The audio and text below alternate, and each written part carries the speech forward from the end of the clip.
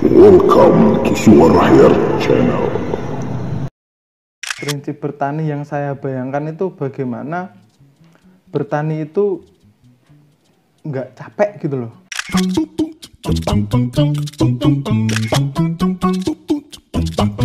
Kita itu kalau dibandingkan petani, kita itu nggak kompetitif.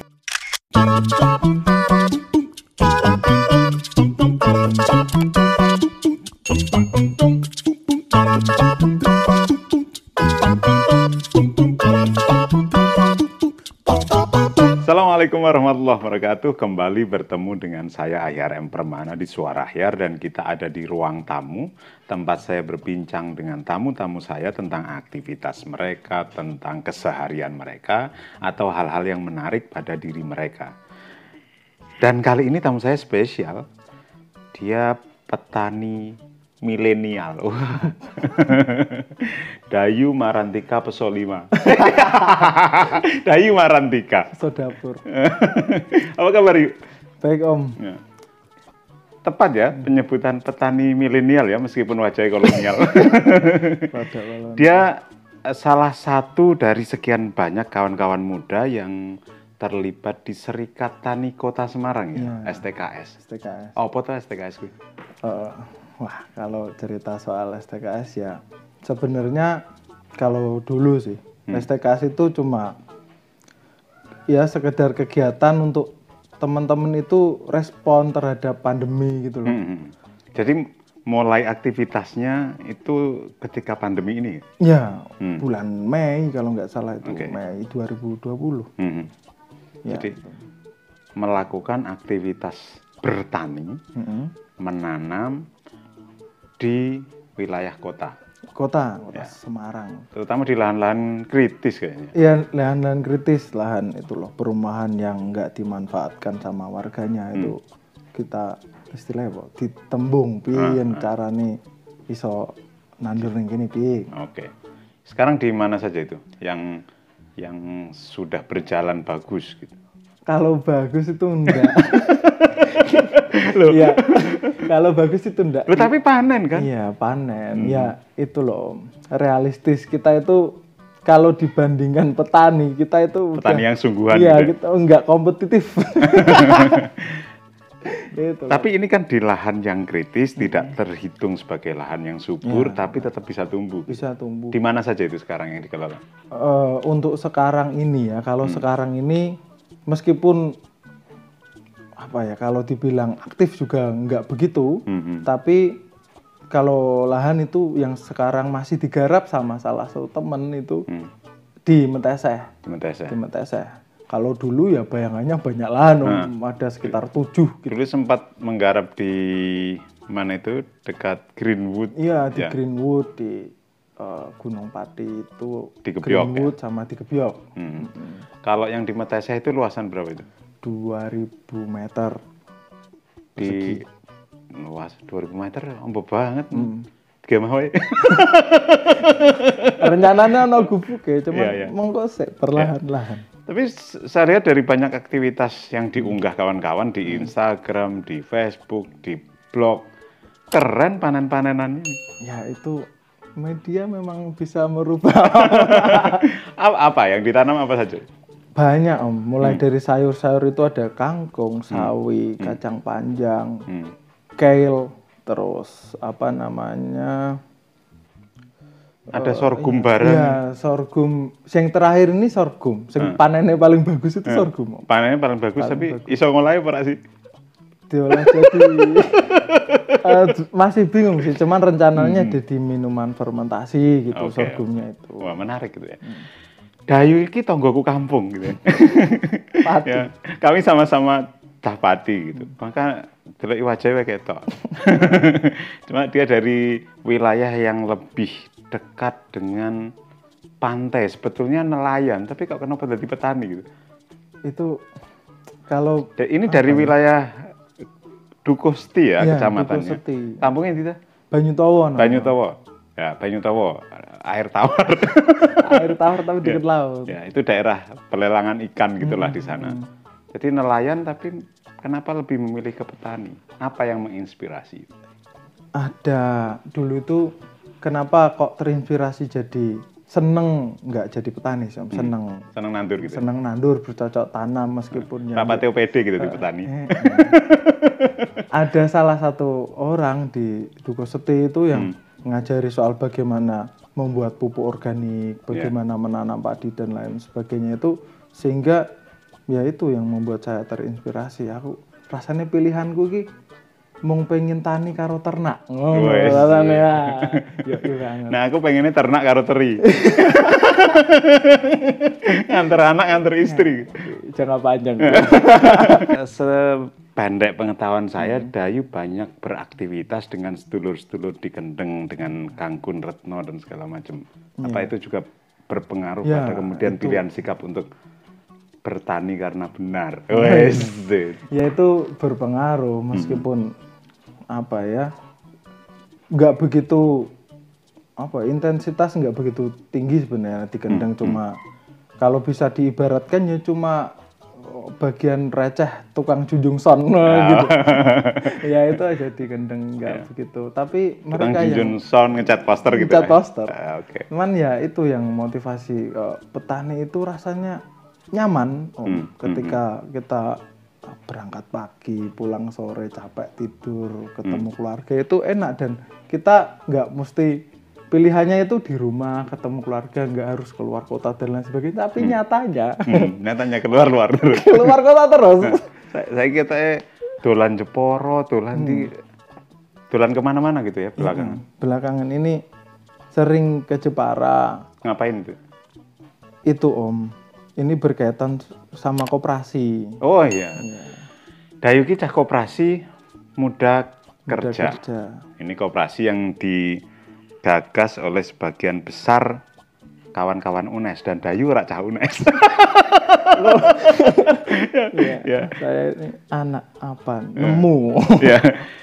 Soal muda kerja nanti agak belakangan kita bicarakan ya.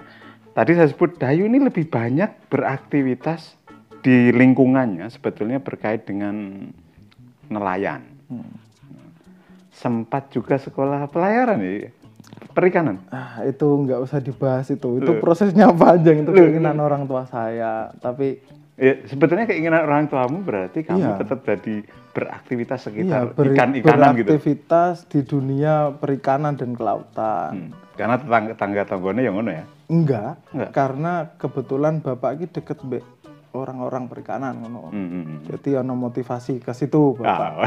Okay. Tapi setelah saya mencoba dan akhirnya pada intinya saya selesai, terus akhirnya memilih seperti ini. Memilih tanaman ketimbang ikan. Iya, ketimbang ikan. Meskipun saya suka makan ikan, tapi lebih Bu Susi suka makan ikan. Ini suka makan ikan loh. Tapi lebih hatinya itu lebih ingin merawat tanaman daripada ikan gitu. Dulu kali pertama saya kenal Dayu itu dia pakai akun Facebook Panguripan Tani. Iya, Panguripan Tani. Apa ki? Bayanganku mbiyen ki sing duwe akun itu wis tuwa, jenggoten, wanen. Ternyata masih anak muda. Iya. Kenapa kok filosofis gitu Panguripan Tani? Tani itu menurut saya pribadi, Om, nggak mewakili siapapun. Tani itu salah satu bagian di dunia yang menghidupi gitu loh. Keluarga saya itu udah banyak yang nelayan. Alangkah baiknya saya mengimbangi dengan jalur ini, jalur tani gitu. Iwake ono segone ono. Iya, ono segone lawuh. Nak lawuh tok cacingan. Desa banget iki. Lawuh tok cacing, protein itu ngerti Bu Susi Pujastuti diamuk gitu. Oke. Gitu. Prinsip bertani macam apa sing dipegang Dayu? Kalau ini saya masih muda gitu loh. Umurmu pira tuh? 25 tahun. Ih, tak kira 40. Masih muda. Terus prinsip bertani yang saya bayangkan itu bagaimana bertani itu nggak capek gitu loh.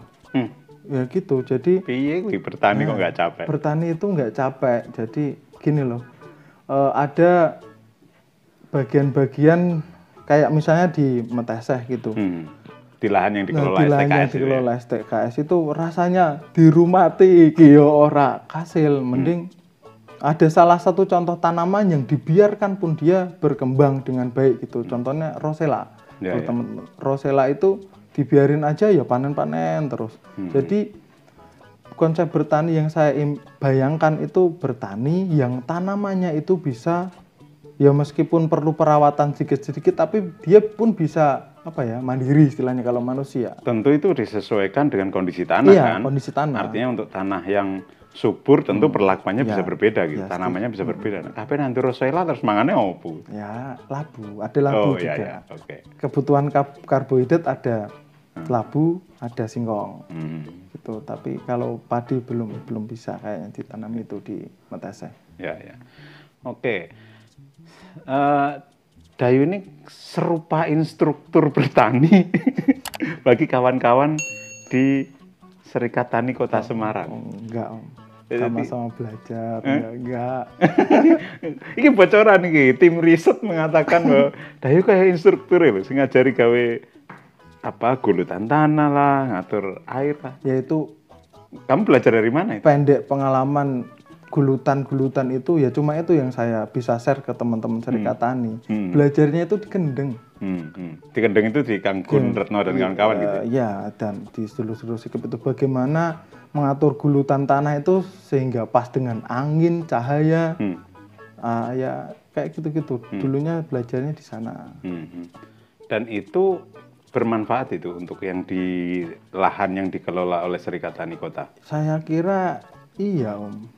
Saya kira iya untuk mencegah genangan air itu memang saya kira iya. Berguna banget. Nah, soal pupuk tadi menyebut bahwa belajar pupuk organik dan segala macam itu di tetangga gitu. Tetangga, bukan? Enggak, tetangga desa adalah salah satu. Beliaunya itu juga aktif di Kendeng juga sebenarnya. Ya dulunya di situ. Wah, setiap hari itu bergelut sama itu air kencing sapi, kayak gitu, fermentasi dan lain sebagainya. Dulu seperti itu. Kamu merasa paling ahli bikin pupuk apa? Pupuk? Enggak pernah pede kalau ahli itu enggak pernah pede. Paling yakin kalau bikin ini biasanya jadi gitu apa? Kalau aku paling yakin itu memang buat pupuk cair itu aku yakin bisa. Pupuk cair dari bahan? Urin sapi, urin kelinci itu aku yakin bisa. Sudah terbukti dan teruji. Sudah pernah buat itu gitu loh, Om. Dan sudah pernah istilahnya bantu ikut jual gitu. Ya. Sudah ada yang beli. Gitu. Oke. Jadi sudah ada orang yang percaya begitu. Ya. Jadi saya kira kalau STKS kemudian merambah ke selain lahan garapan produksi serupa itu bisa jadi potensi baru itu. Bisa, ada salah satu teman STKS, Mbak Eka itu namanya. Eka Handriana. Eka Handriana itu pernah sekandang. Pernah bersama dengan saya di periode yang berbeda di Suara Merdeka. Kapan-kapan Eka kata cerita soal di sini juga bisa gitu ya. Iya, dari wartawan kemudian menjadi petani kota. Kayaknya Mbak Eka itu untuk pembuatan pupuk organik khususnya dari bahan dasar tai. Itu dia udah praktek. Rasa disensor ya tai ya? Bahasa lainnya kotoran. Ya. Dari kotoran sapi itu kayaknya Mbak Eka bisa dibilang lebih ahli, punya pengalaman kalau buat itu. Entah kalau pupuk cair belum pernah praktek Mbak Eka, cuman setauku ya pernah buat itu dia. Prinsipnya kalau pupuk cair itu dari kencing apa saja bisa ya?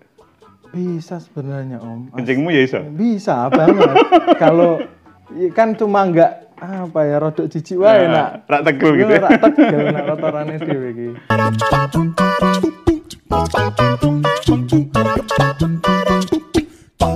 Terima kasih yuk atas kehadirannya, mudah-mudahan kita bisa mendapatkan manfaat dari situ.